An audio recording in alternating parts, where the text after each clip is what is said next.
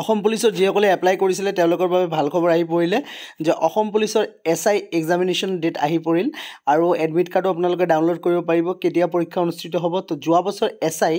144টা post মানে advertise কৰা হৈছিলে SI UB আৰু সাব ইন্সপেক্টৰ ABত আছিলে 51টা পোষ্ট আৰু 7টা পোষ্ট আছিলে সাব ইন্সপেক্টৰ AP আৰু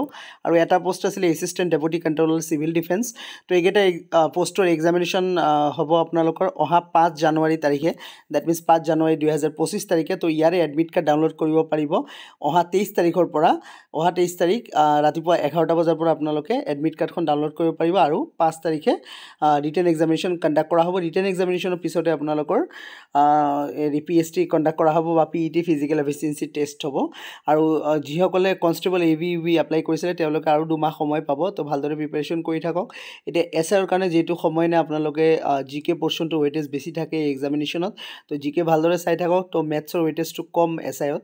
কনষ্টেবল এক্সামতকৈ কম্পেয়াৰ কৰিলে কিন্তু আপোনাৰ মেথছৰ কোৱেশ্চন কিন্তু অকমান মডাৰেট লেভেলত থাকে তো মেথছ চালে আপোনালোকে বেছি ইজিবোৰ নাচাব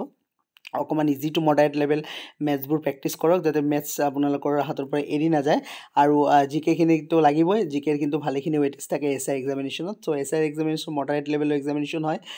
সো সেইকাৰণে ভালদৰে আপোনালোকে এইকেইদিন অকমান প্ৰেক্টিছ কৰক তো মেথছৰ কিবা ইম্পৰ্টেণ্ট কোৱেশ্চন বা কি ধৰণৰ কোৱেশ্চন আহিব পাৰে তাৰে মই ভিডিঅ' বনাম আপোনালোকৰ এক্সামৰ আগতে তো কোনোবা নতুন থাকিলে চেনেলটো সাবস্ক্ৰাইব কৰি ৰাখিব থ্যাংক ইউ সো মাচ